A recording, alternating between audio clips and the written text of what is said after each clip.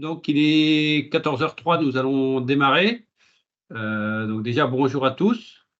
Alors, d'un point de vue pratique, on a coupé, pour ceux dont on pouvait, les caméras et les micros. C'est volontaire, hein, c'est pour qu'on ait une meilleure connexion et que vous ayez une meilleure visibilité des diapos qui vous seront présentés. Alors, je vous avertis que le webinaire est enregistré, donc vous pourrez le retrouver ensuite d'ici quelques jours, je pense en ligne sur YouTube.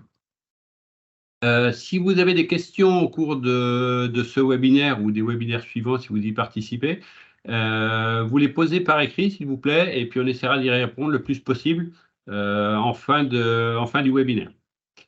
Voilà pour les détails pratiques. Je vais peut-être commencer par me présenter, chose que je n'ai pas fait, même si je pense qu'il y a un certain nombre qui me connaissent. Donc Jean-Pierre Nicolet, donc responsable de l'équipe agronomie à la Chambre d'agriculture de l'Indre. Donc je suis accompagné de ma collègue Cassandra Pat qui va faire le webinaire d'aujourd'hui. Donc pourquoi ces webinaires? Donc on est dans un contexte de prix de fertilisation qui est quand même très fluctuant, même si c'est un petit peu retombé là depuis quelques temps. Et donc la Chambre d'agriculture a décidé de travailler sur cette thématique fertilisation et notamment azote depuis quelques mois. On avait fait une journée au mois de juin sur le terrain sur cette thématique-là et en fait on reprend les ateliers ou une partie des ateliers qui avaient été faits au mois de juin sur cette thématique. Donc, on va avoir 5 webinaires, 5 mercredis consécutifs. Donc, le premier aujourd'hui, donc sur la directive nitrate. Le second, le 15 novembre, sur tout ce qui est engrais de ferme. Donc, avec Pauline Hernandez et Garance Célestin. Ensuite, le 22 novembre, on aura piloté sa fertilisation avec Patrick Thomas et Thierry Dera. Donc là, c'est tout ce qui est outil de pilotage. Le 29 novembre, la partie légumineuse avec Héloïse Moisset et Jean-Baptiste Quillet. Et le dernier webinaire, donc le 6 décembre, donc ce sera Clara et moi-même, où on présentera les résultats d'essais à fertilisation et notamment celui qui avait lieu sur la plateforme à Chasseneuil. Donc voilà les webinaires, donc ils seront toujours aux mêmes heures, hein, tous les mercredis à 14h. Je vais maintenant laisser la parole à ma collègue qui va vous présenter le webinaire du jour, donc qui concerne la directive nitrate.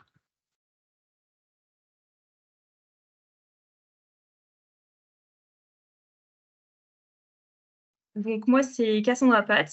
Je travaille aussi au service agro et mes missions tournent autour de la fertilisation et de l'outil Mes Parcelles. Donc aujourd'hui, le webinaire portera sur les tendances qui se dessinent pour le prochain programme régional de la directive nitrate, sachant que tout ça ne sera fixé qu'en mars 2024. Donc voilà, c'est à prendre avec des pincettes, c'est seulement les tendances. Alors, hop. J'essaie de passer mon diapo. Ah. C'est bon. Ça met un peu de temps, mais ça marche. OK. Alors, donc la politique nitrate, elle poursuit le double objectif de réduire la pollution des eaux par les nitrates d'origine agricole et de prévenir toute nouvelle dégradation de la qualité des ressources en eau. Donc, afin de s'assurer de la pertinence de la mise en œuvre de cette politique sur les territoires et de la prise en compte des évolutions de la qualité des eaux et des pratiques agricoles, une obligation de révision quadriennale est instaurée par la directive européenne nitrate. Donc, la réglementation qui s'appliquait dans les zones vulnérables jusqu'ici a été révisée. Elle est révisée cette année. Et l'année prochaine, on aura une nouvelle réglementation, en tout cas une évolution de la réglementation actuelle. Donc là, ce que vous voyez, c'est la carte des zones vulnérables. Donc, toutes les communes qui sont en couleur sont en zone vulnérable. Donc, chaque couleur correspond à l'année à peu près pendant laquelle la commune a été classée en zone vulnérable. Donc, en vert, c'est les premières, et puis ensuite, en bleu, les communes qui ont été classées en 2012, entre 2012 et 2017. Tout ce qui est en orange, c'est les communes qui ont été classées en 2015 en zone vulnérable. En rouge, les communes classées en 2017 et en rose, celles qui ont été classées récemment, donc en 2021. Donc, il faut savoir qu'en droit de l'environnement, il existe un principe de non-régression depuis 2016 qui explique pourquoi les zones protégées ont plutôt tendance à s'étendre, mais très rarement à diminuer. Donc, dans ce webinaire, je vais vous présenter les mesures actuelles qui seront toujours appliquées dans le programme d'action régional numéro 7 l'année prochaine. Et j'essaierai de mettre en évidence les nouveautés qui se profilent à l'horizon 2024, même si, encore une fois, elles ne sont pas définitivement validées. Alors, on va commencer tout de suite avec les périodes d'épandage réglementées. Donc, quand vous êtes en zone vulnérable, vous avez des périodes d'épandage réglementées qui sont fonction du type d'intrant que vous allez utiliser. Donc, tous les fertilisants sont classés en fonction de leur rapport carbone sur azote. La petite nouveauté 2024, c'est qu'on a rajouté un type de fertilisant, c'est le type 0. Alors, pour vous décrire un peu les fertilisants, donc bon, il y a le type 0, qui correspond à des produits organiques caractérisés par une organisation nette à moyen terme de l'azote. En gros, c'est tout ce qui est bout de papeterie, compost de déchets verts, jeunes et ligneux. Ensuite, il y a le type 1, qui est à peu près le même que l'année dernière, enfin que cette année, sauf qu'en 2024, il sera divisé en 2 catégories, type 1A et type 1B. Donc le type 1A correspond aux produits organiques avec une minéralisation très lente de l'azote et une faible quantité d'azote minéral. Donc c'est tout ce qui est fumier compact qui ne sont pas susceptibles de s'écouler. Et tout ce qui est compost d'effluents d'élevage, sauf les fientes de volaille. Dans le type 1B, c'est des produits organiques à minéralisation plus lente de l'azote et une quantité limitée d'azote minéral. Donc là, dans cette catégorie, on retrouve les autres déjections animales. Ensuite, tac. Ouais, c'est mieux. Ensuite, le type 2, donc le type 2, c'est le même que, enfin, il n'a pas changé. Dans ce type-là, on retrouve les produits organiques à minéralisation azotée rapide avec une quantité importante d'azote minéral, donc tout ce qui est lisier, fiente et digestat brut et fraction liquide de méthanisation. Et le type 3, c'est les engrais de synthèse. Donc, pour rappel, mercredi prochain, il y aura un nouveau webinaire sur la valorisation des engrais de ferme. Donc, vous en apprendrez plus sur l'usage des fertilisants de type 1 et 2 avec Pauline et Célestin. Alors, donc tout ça pour dire que, en fonction du type de fertilisant que vous épandez en zone vulnérable, vous avez des dates où il ne faut pas épandre. Déjà, je rappelle que sur un sol non cultivé, les épandages sont toujours interdits, toute l'année. Ensuite, les périodes d'interdiction dont on va parler ici, elles ne s'appliquent pas à l'irrigation. Elles ne s'appliquent pas non plus à l'épandage de déjections réalisées par les animaux eux-mêmes. Non plus aux cultures sous abri, aux compléments nutritionnels foliaires et à l'épandage d'engrais minéral phosphatés localisés en ligne de semis des cultures d'automne, dans la limite de 10 unités par hectare. Donc, pour que ce soit plus concret, j'ai mis quelques exemples de cultures, ce que vous voyez là. Dans le tableau tel qu'il est présenté dans le programme d'action nationale, il y a des dates d'interdiction d'épandage qui sont définies pour un cas général. Et ensuite, il y a plusieurs cas particuliers qui sont détaillés. Donc, dans tous les cas, si à l'avenir vous avez des doutes, particulièrement pour les couverts qui représentent une catégorie un peu spéciale, n'hésitez pas à vous rapprocher de nous et on regardera ensemble les créneaux que vous avez le droit d'épandre en fonction de votre cas particulier. Donc, comment lire le tableau? Donc, à gauche, vous avez la culture qui est concernée par l'épandage et ensuite, vous regardez quel type d'engrais ou quel type de fertilisant vous voulez mettre sur votre culture. Et en fonction de ce type-là, vous savez entre quelle date et quelle date vous n'avez pas le droit d'épandre. Donc, si on prend l'exemple du blé, si vous voulez épandre des bouts de papeterie sur du blé, vous ne pouvez pas le faire entre le 15 décembre et le 15 janvier. Si c'est du fumier que vous avez envie de mettre, vous ne pouvez pas le faire entre le 15 novembre et le 15 janvier. Si c'est un type 2, donc plutôt lisier et fiente, là, vous ne pouvez pas le faire entre le 1er octobre et le 31 janvier. Alors, sachant que là, il y a une petite nouveauté, sans être une nouveauté. En gros, ça arrive en 2026, mais il faut quand même s'y préparer. En 2026, les épandages de type 2, donc tout ce qui est lisier et fiente, avant et sur blé, seront limités à 20% maximum de votre surface en blé. Ça arrive qu'en 2026, mais voilà, c'est une info à prendre. Et enfin, si vous voulez juste mettre de l'engrais de synthèse sur vos blés, vous ne pouvez pas le faire entre le 1er septembre et le 31 janvier. Donc voilà, il y a tout un tas de dates comme ça en fonction des cultures concernées. La nouveauté 2024 concerne le colza pour les épandages de type 3. Donc en gros, en 2024, si vous êtes concerné ou si vous êtes situé sur un sol à faible disponibilité en azote, vous pourrez épandre 30 unités de type 3, donc d'engrais de synthèse, à partir du stade 4 feuilles, entre le 1er septembre et le 15 octobre. Seulement sur les sols à faible disponibilité en azote. Donc ces sols-là seront listés dans la prochaine directive nitrate. Donc vous pourrez directement voir si votre sol est concerné ou pas. Donc toutes ces dates-là seront rappelées sous forme de tableau synthétique dans notre prochain mémo culture, qu'on publie tous les ans à la Chambre.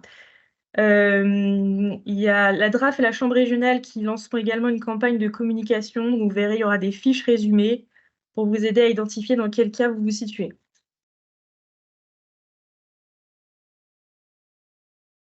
Ensuite, en zone vulnérable, on doit aussi respecter des plafonds d'apport et de fractionnement. Donc, concernant les plafonds, déjà pour l'azote minéral, avant le 15 février, on ne peut pas mettre plus de 50 unités sur une culture d'hiver. Sur du colza, la limite est à 60. Sauf si c'est un colza où la dose totale qu'on va apporter pendant la campagne est supérieure à 100 unités. Dans ces cas-là, jusqu'au 15 février, on peut mettre jusqu'à 80 unités sur ce colza-là. Et avant le 30 avril, on ne peut pas mettre plus de 60 unités sur un maïs ou un sorgho. Donc, dans tous les cas, par rapport, on ne peut pas dépasser la limite de 100 unités par hectare en un seul apport. Il y a juste quelques dérogations, on va dire. Pour le maïs, l'orge brassicole, la pomme de terre et les colzas qui n'ont rien reçu avant le 15 février, vous pouvez mettre 120 unités en un seul apport. Donc, on rappelle que les épandages sur les légumineuses pures sont interdits, sauf pour le cas de la luzerne. Ensuite, il y a un plafond d'apport en azote organique également, qui est à 170 kg par hectare de SAU.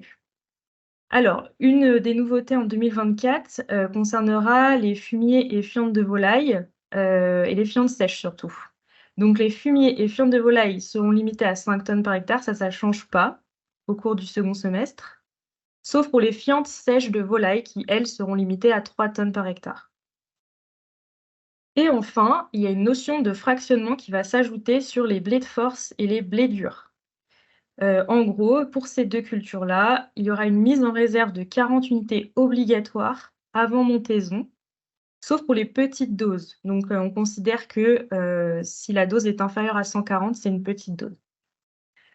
Donc, vous parlerez plus précisément de la notion de fractionnement dans le webinaire qui aura lieu le 22 novembre avec Thierry et Patrick sur le pilotage de la fertilisation. J'en dis pas plus.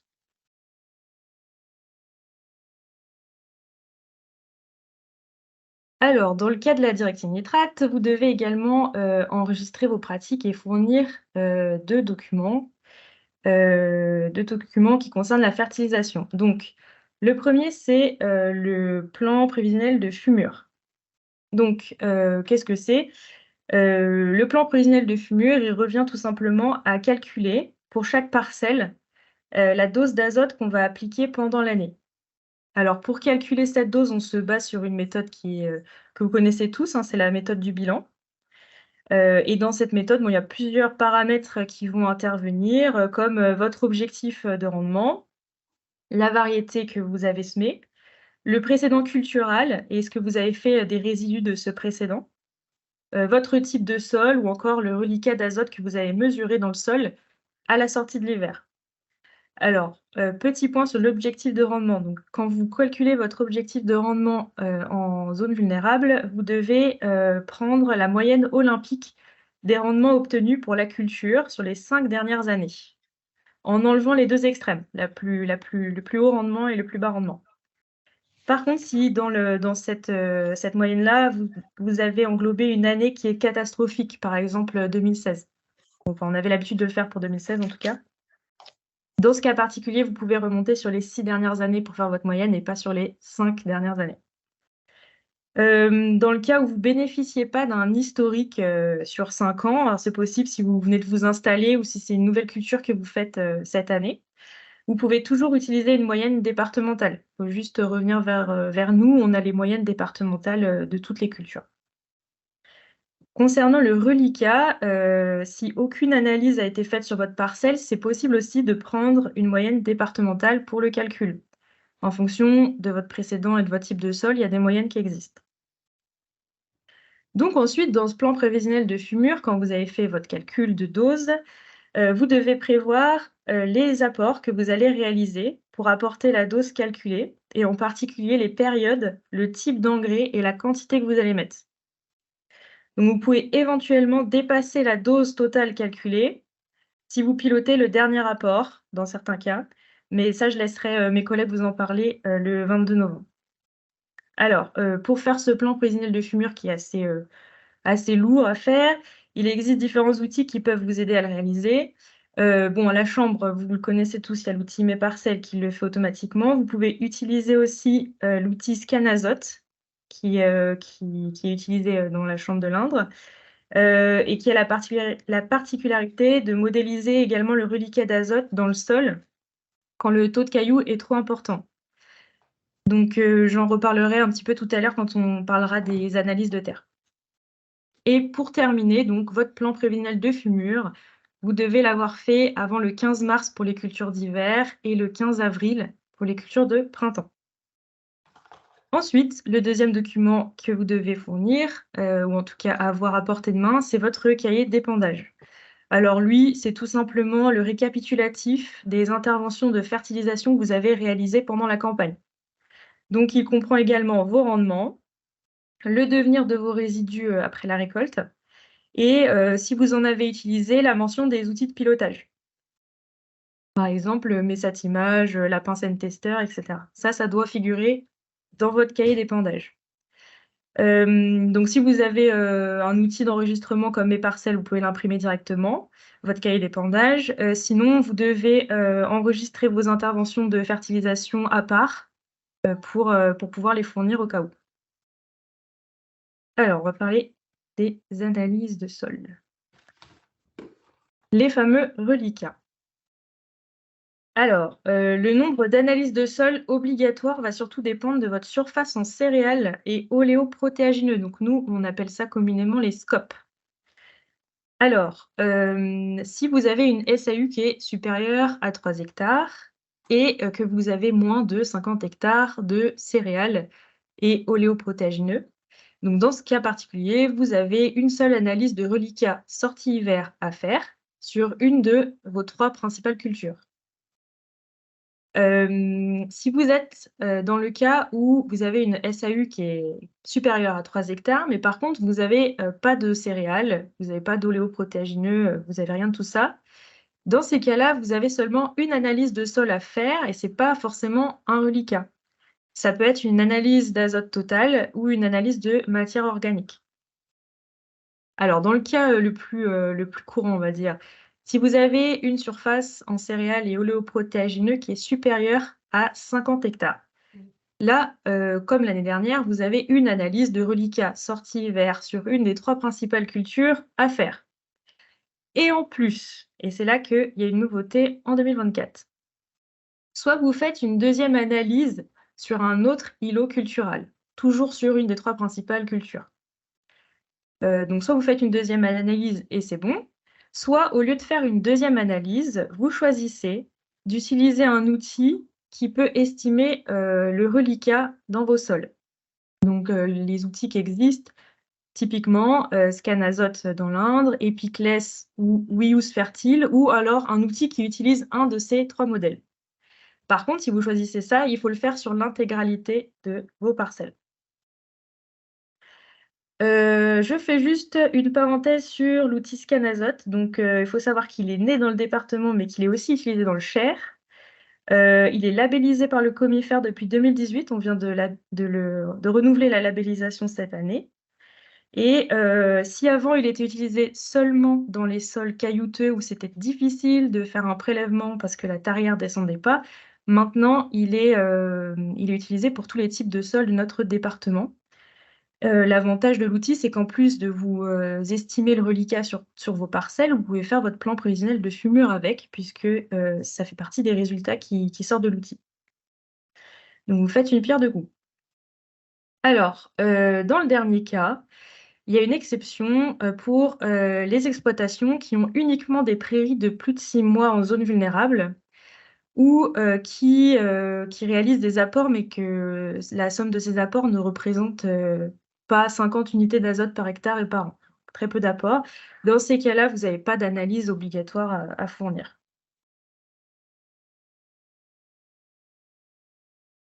Ensuite, alors les couverts d'interculture.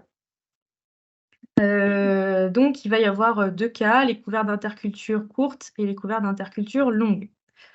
On va commencer par les courtes. Donc, dans la réglementation qui était en vigueur jusqu'ici, on parlait surtout des intercultures qui suivaient le colza. Dans la réglementation directive nitrate de demain, on insistera en particulier sur les intercultures colza-blé et on va ajouter les intercultures entre deux blés. Alors, pour le colza, rien ne change. Après la récolte, soit vous laissez vos repousses de colza, soit vous en plantez un couvert. Si vous laissez vos repousses, elles doivent rester en place pendant 1 mois minimum et ne pas être détruites avant le 20 août. Vous pouvez bien sûr faire une intervention mécanique de type déchômage après la récolte, mais dans ce cas-là, le délai de 1 mois commence à partir de la dernière intervention. Donc au 20 août, si cela ne fait pas encore 1 mois, vous devez attendre encore avant de faire quoi que ce soit. Donc, il y a 2 nouveautés en 2024 pour les intercultures colza-blé. Si l'écart entre le rendement que vous aviez prévu pour votre colza et le rendement que vous avez réellement obtenu, donc si cet écart dépasse 10 quintaux, vous devrez maintenir votre couvert pendant 2 semaines supplémentaires. Et pour les intercultures blé sur blé, qui n'étaient pas du tout citées dans la réglementation jusqu'à présent, donc pour ces intercultures-là, si l'écart entre le rendement que vous aviez prévu pour votre blé et le rendement que vous avez réellement obtenu dépasse 20 quintaux, vous devez maintenir un couvert pendant 4 semaines. Alors, petite parenthèse, pour info, à l'échelle de la région, il y a un groupe de travail sur l'autonomie azotée qui s'est formé et qui va publier l'année prochaine un guide complet des connaissances actuelles en termes de couverts, à partir des expérimentations qui ont pu être faites dans nos différents départements. Donc, ce sera un guide à destination des agriculteurs et des conseillers pour vous apporter une aide concrète sur la réussite de vos couverts et vous montrer aussi qu'au-delà de l'aspect réglementaire qu'on leur donne, les couverts peuvent être de véritables leviers agronomiques. Je vous renvoie aussi au webinaire sur les légumineuses qui aura lieu le 29 novembre, animé par Héloïse et Jean-Baptiste. Alors, concernant les couverts d'interculture longue, il y aura une notion de date de semis qui devrait sûrement se rajouter l'année prochaine. Alors, si le couvert est semé avant le 20 août, on pourra le détruire à partir du 30 octobre.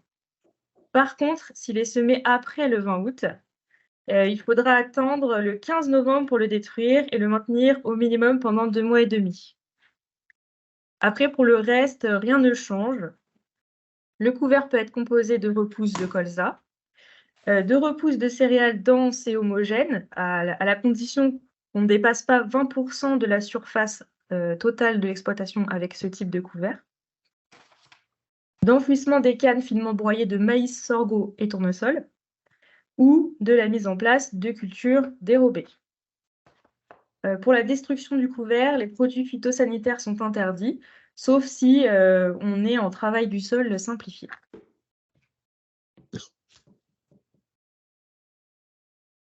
Alors, pour finir, je vais vous parler des zones d'action renforcées.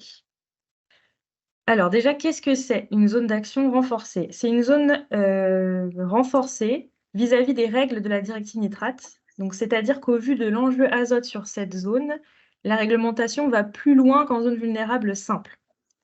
Donc, il y a des mesures supplémentaires qui sont à mettre en place sur ces zones-là. Alors, jusqu'à présent, il s'agissait des zones de captage AEP avec une teneur en nitrate supérieure à 50 mg par litre. Donc, si une aire d'alimentation de captage existait par arrêté préfectoral, le zonage de la zone d'action renforcée correspondait à cette aire d'alimentation de captage. Sinon, le zonage prenait en compte la commune du captage.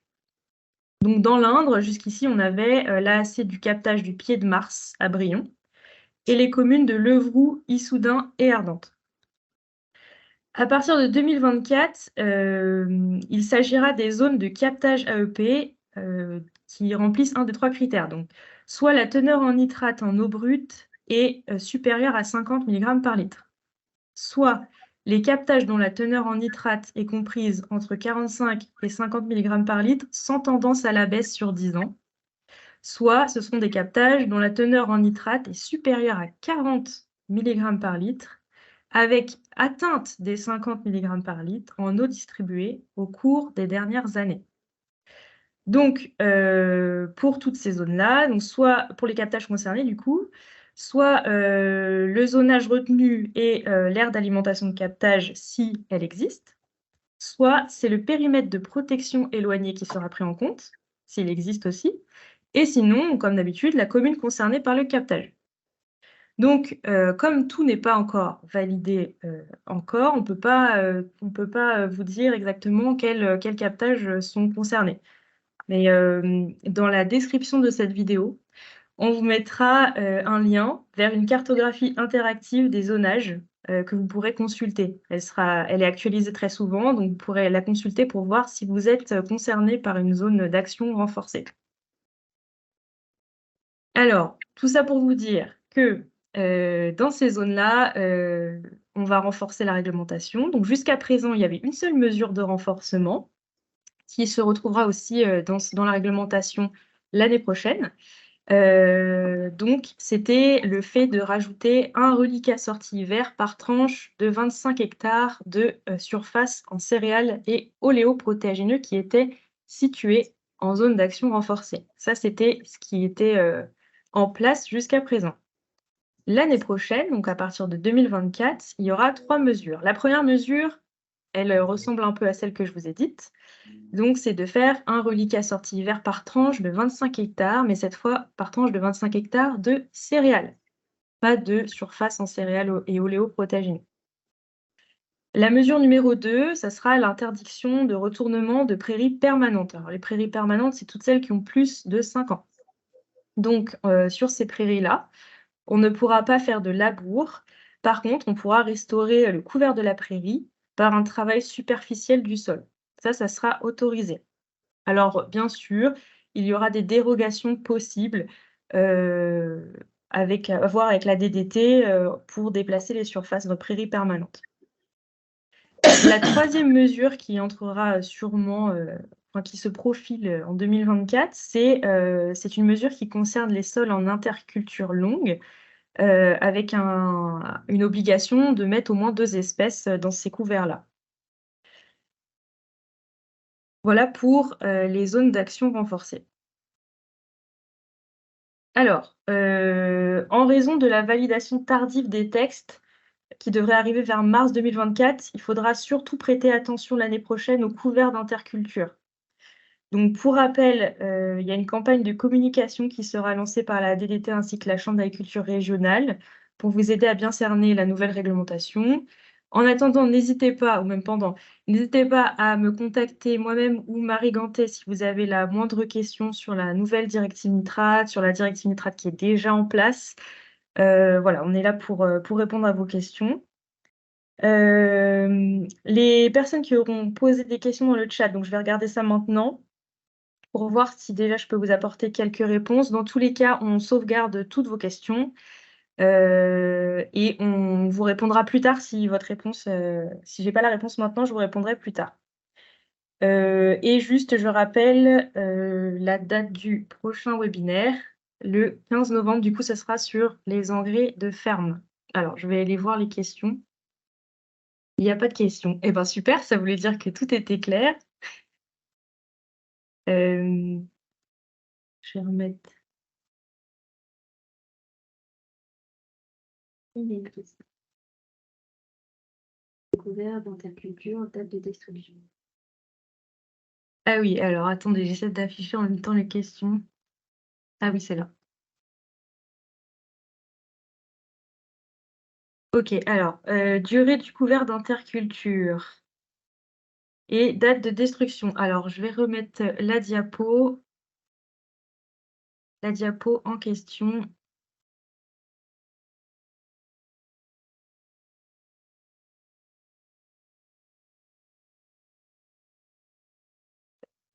Voilà. Alors, pour les intercultures courtes, après colza, la durée du couvert, c'était 1 mois. Dans tous les cas, jusqu'au 20 août, on ne peut pas le détruire. Voilà. Mais c'est 1 mois à partir de la dernière intervention mécanique qui a eu lieu sur la parcelle. Après, voilà, il y a une prolongation de 2 semaines qui est possible dans le cas de l'interculture colza-blé, mais là, ça dépend du rendement qui a été fait sur le colza. Ah, pour les intercultures longues. Alors, les intercultures longues, c'est ça. Donc, le couvert, il est obligatoire pendant une période de 2 mois. Voilà. Et après, pareil, avec une subtilité selon la date de semis. Voilà. Si c'est semé avant le 20 août, on peut le détruire dès le 30 octobre, et sinon, il faut attendre jusqu'au 15 novembre. Sachant que si c'est semé après le 20 août, la durée, elle n'est plus de 2 mois, mais elle est de 2 mois et demi. Voilà.